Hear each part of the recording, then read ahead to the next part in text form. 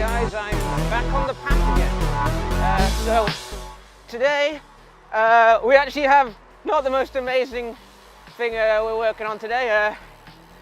You see, last time I went out, among the issues I had with sound, I also had an issue with my bike. The chains came a bit loose, so I'm gonna take it out to get fixed. I know it's probably like an easy fix-up, but the people that built up my bike do it for free, so boom-de-boom, I'm gonna get a free fix-up. I recommend also anyone that has issues with the chain becoming loose too early or too quickly to get these things that I have called chain tensioners. You see, they stretch out the chain at the back as well, so they kind of pull the chain and tire out a wee bit, and they've just really helped out. It keeps my my chain in place for a wee bit longer. But just the other day I had a really nasty chain slip, so let's see if we can sort that thing out.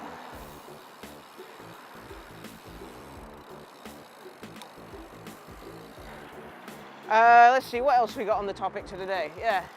Oh, also, as for the kind of deleted episode, I might as well call it, or the cancelled episode. I figured I'd release it anyway, but unlisted, and I'll put it in the description for this video. All right.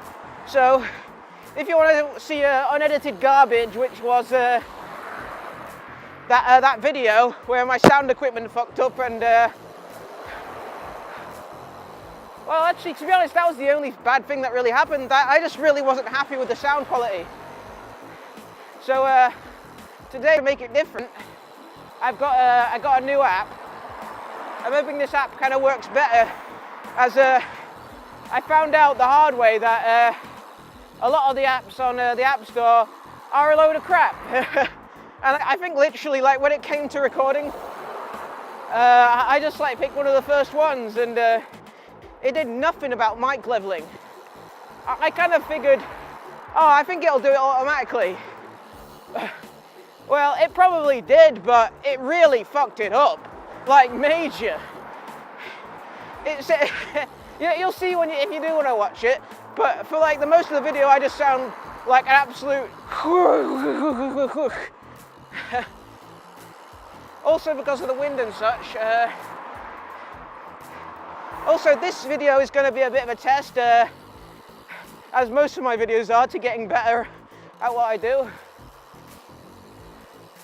And so, yeah, well, fingers crossed that goes well. It's a really short journey today, so I think I might also show the way back. Why not?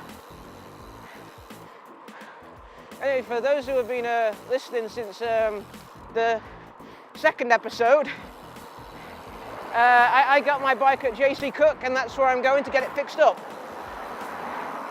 I kind of like wonder if any of you have seen the video that I put up. Highly doubt it. But I think some of them know that I'm going to be doing vlogs soon, so I definitely know that the cycle shop in town. I've been looking forward to my vlogs. I said I'd show them it, but you know, we'll see how that goes. Oh, talking about the cycle shop in town, great segue there. But they were going to be holding, oh, they are going to be holding like a cycle get together. Like, it's called like the Big Bike Off or something, and there's going to be absolutely tons of people, like, with pros among them, cycling. And I was thinking, oh my god, that's going to be ace, I'm totally going. That'll be absolutely great to film. But it turns out I'm busy that day. The one freaking day the one weekend where I'm busy, and it had to be the one when when the bike ride was going on. It's just, oh, freaking awful. Anyway, I'm going to cut off just now because I'm going towards the shop. because I'm, on my way there. Anyway, I'll talk to you in a bit.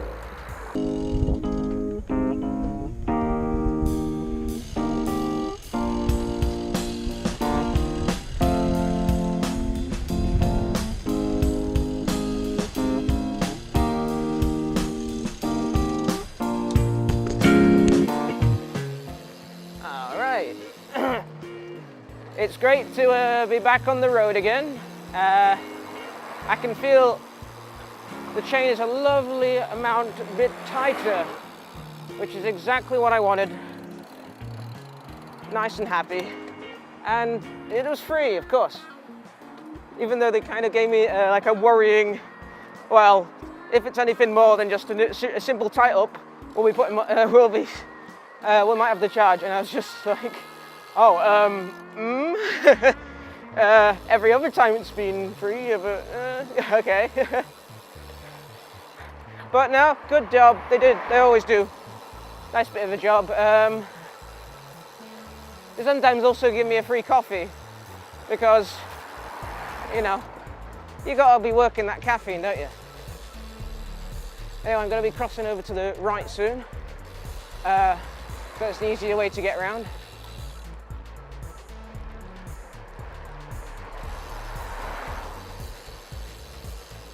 Anyway, I want to thank all you guys for all your feedback. I treasure every bit of it, even the bad stuff. If anything, I cherish the bad stuff even more because it's when you hear about the bad stuff where you improve to make, well, the good stuff, isn't it? I think one scholar said that sucking at something is the first stage to being sort of good at something. Anyway, talking about that, one thing I kind of wanted to talk about today was how I got into film.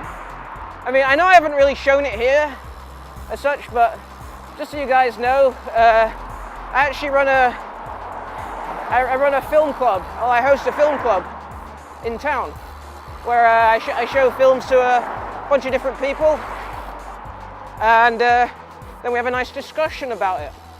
Fun little club. Let's see, what was the last thing we watched? Last time we watched Donnie Darko. Great wee film. Anyway, I digress. I figured I'd talk about my story about how I learnt to kind of love film. And it was in the weirdest kind of place. Okay, you see, as a kid, I used to go see a lot of films. Like, I don't see them as much in cinema anymore. And when it comes down to it, let's see, the last film I think I saw in cinema was I don't know. I know I saw Guardians of the Galaxy, the first one. But I can't think of what I saw after that. It must have been good since I completely forgot about it. God damn, what did I see? Oh, I saw Baby Driver, that's it. Oh, Baby Driver's good. Why did I forget that? But anyway, the film that made me love film in a critique sense was actually the film Epic Movie. I know, instant groan from anyone that knows Epic Movie. It's fucking horrible. And the way that it affected me really badly as a child, because it was kind of that moment in my life when I figured, oh my God, things in this world can be really fucking awful. Like, I remember actually, I didn't hate it when I was watching it. And I only hated it after I came out, because you see, I was going through the whole thing.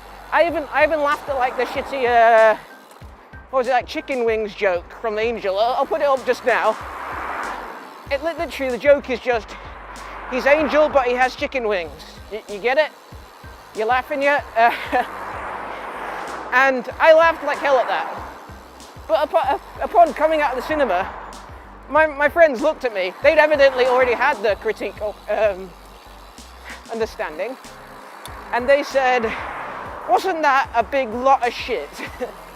And I looked at them and I kind of thought, wait, but I thought this bit was, but that bit was, and I tried to think of something that was actually funny that I saw in it.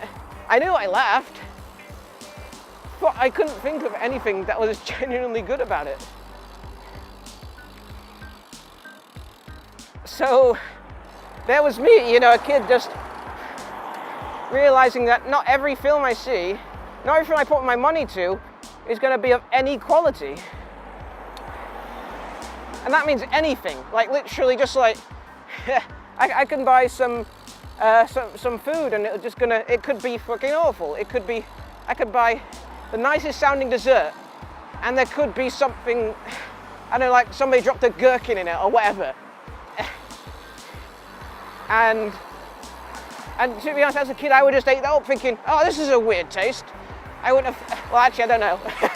It's probably an extreme case and makes it sound a lot weirder than but anyway, I digress again. There's definitely a point in everyone's life where they realize stuff can be shit. And it makes them notice the good stuff, doesn't it? And I think that's a really important point. And I kind of want to know, like, what was the first film any of you guys saw in cinema that you put money to, which you came out and said, and you thought, I want my money back after that. That was not an enriching experience. That was somebody conning me out of my hard-earned cash that I'd been waiting for every day, every week to save up for with my £1 a week allowance. That's, what is it, 7 days? Just gone. 7 days worth of, 7 weeks worth of pounds just gone. And it was just with one terrible film. I think I even saved a bit more to get, well, of course, you know, popcorn and all that, so even more. Which is just absolutely such a haunting concept for a child, that your money is now worthless and everybody just wants to steal it off you. And with that magic of a realization at the end to an episode, I think I'll end it around, well, I'll cross over here and I'll just say, I'll end it here saying,